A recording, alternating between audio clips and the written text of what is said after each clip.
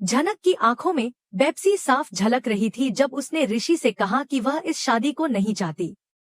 उसका स्वर धीमा लेकिन दृढ़ था, जैसे भीतर कहीं तूफान हो और बाहर शांति का मुखौटा ओढ़े हो। उसने ऋषि से आग्रह किया कि वह कम से कम अब तो हाँ कह दे ताकि बाद में दोनों किसी सुरक्षित समय पर भाग सकें। गांव वालों के कठोर फैसलों के बीच झनक ने बड़ी हिम्मत से सवाल उठाया कि यदि वह शादी कर लेती है तो उसकी पढ़ाई का क्या होगा। यह सवाल जैसे गांव की जड़ों में हिला देने वाली बात थी, पर गांव का एक आदमी फौरन बोल पड़ा कि वह शादी के बाद भी पढ़ सकती है। लेकिन उसकी नजरें संदेह से भरी थी और उसकी बातों में छुपा व्यंग्य साफ महसूस हो रहा था। उसने ये भी पूछा कि वह बार बार ऋषि का ही पक्ष क्यों ले रही है। झनक ने बिना डरे जवाब दिया कि इंसानियत अब भी जिंदा है और वही इंसानियत उसे ऋषि की तरफ खींच रही है। उस वक्त नूतन ने ऋषि को बोलने के लिए कहा। ऋषि का चेहरा गुस्से से तमतमा रहा था। वह पूरे गांव को पागल कह बैठा। उसकी आवाज में दर्द, गुस्सा और निराशा सब कुछ मिला हुआ था। लेकिन कंका ने तुरंत उसे उसकी सीमाओं की याद दिलाई, बोली कि वह इस गांव के नियम नहीं तोड़ सकता और यह भी पूछा कि अगर उसने झनक के साथ रात बिताई है तो अब वह कैसे कह सकता है कि कुछ हुआ ही नहीं।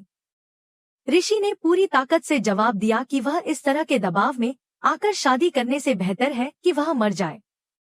उसकी बात सुनकर वहां खड़ा धामू उस पर झपट पड़ा, लेकिन झनक ने खुद को उसके और ऋषि के बीच में डालकर उसे रोक लिया।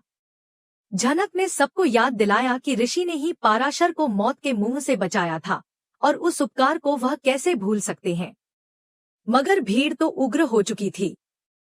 उन्होंने जोर देकर कहा कि चाहे कुछ भी हो, शादी तो अब होकर ही रहेगी।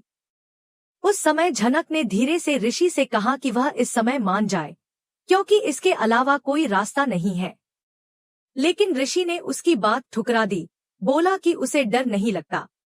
गांव वालों की धमकियों के बावजूद वह झुकने को तैयार नहीं था।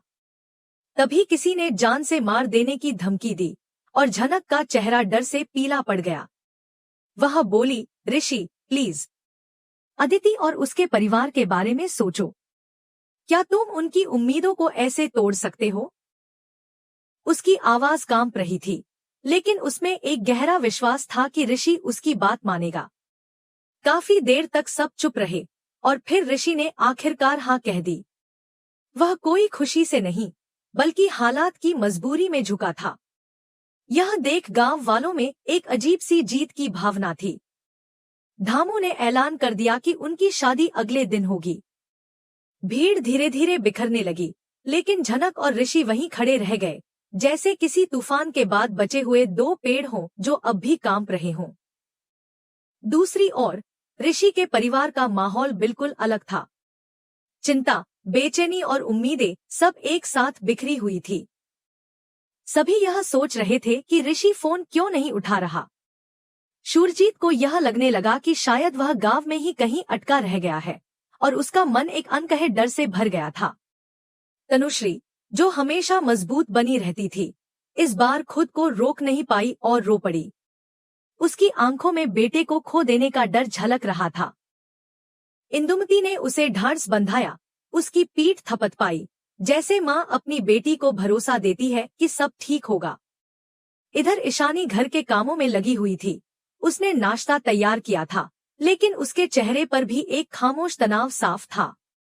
तभी प्रलय के फोन पर जीत का कॉल आया।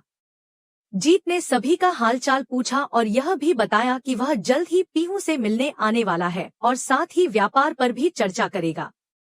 पीहू ने थोड़ी देर जीत से बात की, लेकिन जैसे ही कॉल खत्म हुआ, उसने प्रलय को ईशानी को घर लाने के लिए फटकार लगाई। प्रलय ने शांत स्वर में ईशानी का पक्ष लिया, बोला कि वह अपने विवाह के समझौते के बावजूद पूरा प्रयास कर रही है कि सब ठीक से हो। उसके शब्दों में ईमानदारी और ईशानी के प्रति एक सम्मान था जो शायद अब तक किसी ने नहीं देखा था।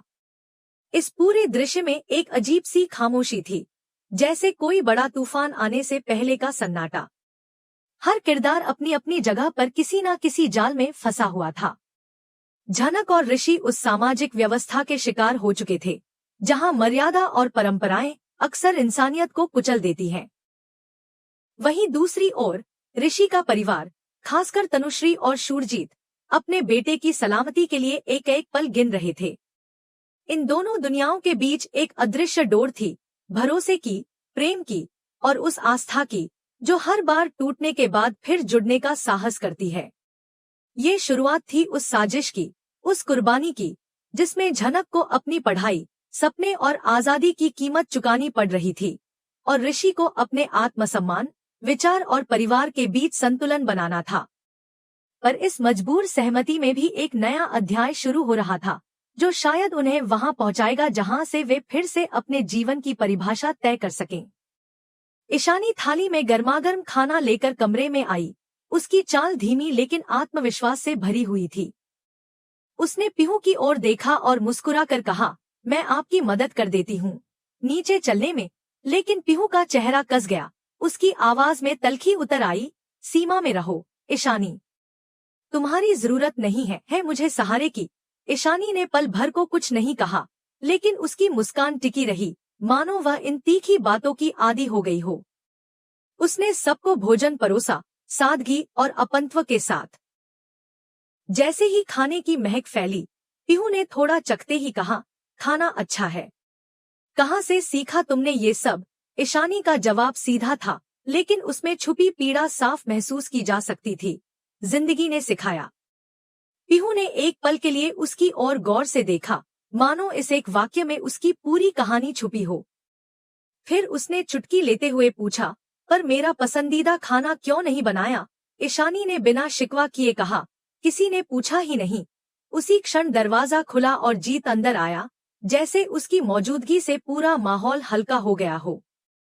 वह मुस्कुराता हुआ सबको बधाई देने लगा, पीहू को मिठाई और फूल दिए और ईशानी को एक खूबसूरत फोटो फ्रेम उपहार में थमाया। ईशानी ने जैसे ही फ्रेम को खोला, उसकी आंखें थोड़ी देर के लिए चमक उठीं। फ्रेम में वही फोटो थी जो उसने अपने बचपन के कुछ हसीन दिनों में खिंचवाई थी, जीत के गांव में बिताए गए वक्त की एक निशानी। प्रलय, जो सब देख रहा था, ने हैरानी से पूछा, तुम्हारे पास ये फोटो कैसे आई? जीत ने मुस्कुराते हुए जवाब दिया, क्योंकि ईशानी हमारे गांव से है। एक दोस्त ने भेजी थी ये फोटो। ईशानी का दिल एक पल के लिए तेजी से धड़कने लगा। इतनी पुरानी पहचान फिर से सामने आ गई थी और अब वह सबकी नजरों में थी। इधर घर का एक और कोना चिंता में डूबा हुआ था। अनिरुद्ध ने अदिति को सांत्वना देते हुए कहा, हो सकता है ऋषि का फोन साइलेंट हो, चिंता मत करो। पर अर्शी ने उसका समर्थन नहीं किया। उसने सीधे तौर पर ऋषि की जिम्मेदारी पर सवाल खड़ा कर दिया। वो कितना गैर जिम्मेदार है, सब छोड़ के चला गया और अब फोन भी नहीं उठा रहा। अदिति ने फौरन उसका बचाव किया। उसकी आवाज में दृढ़ता थी, मैं सिर्फ ऋषि से शादी करूंगी, वो चाहे जहां हो। मुझे यकीन है कि वो ऐसा कभी नहीं करेगा। अर्शी चिढ़ गई और बोली, इसका फैसला अब तुम्हारा नहीं है, हमें अपने परिवार को इसकी जिम्मेदारी लेने देनी चाहिए। अनिरुद्ध ने उसकी बात को वहीं काटते हुए कहा, बस करो अर्शी, अदिति को परेशान मत करो, मैं देख लूंगा सब कुछ। अदिति की आंखों में थोड़ा सुकून आया, लेकिन भीतर ही भीतर वो भी डरी हुई थी। उधर ऋषि, जो इन सब से दूर गांव के एक कोने में अकेला बैठा था, अंदर ही अंदर उबाल खा रहा था।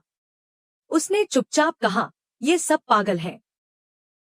उसकी आंखें झनक के उस वादे को याद कर रही थी जो उसने उसे किया था कि वह उसे बचाएगी, शादी नहीं होने देगी।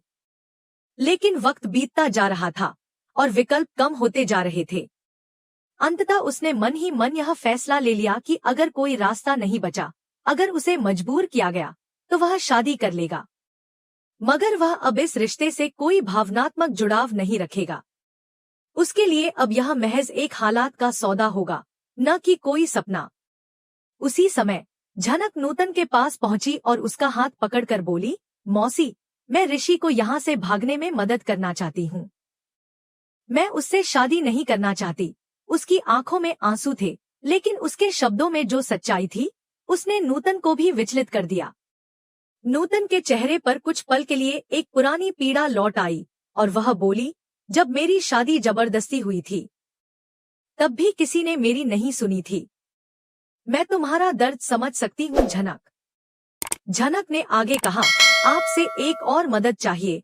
आप गांव वालों को किसी तरह यहाँ से हटा दीजिए, उन्हें उलझा दीजिए ताकि ऋषि भाग सके। नूतन चुप रही, लेकिन उसकी आंखें बहुत कुछ कह रही थी। उसके भीतर का संघर्ष साफ था।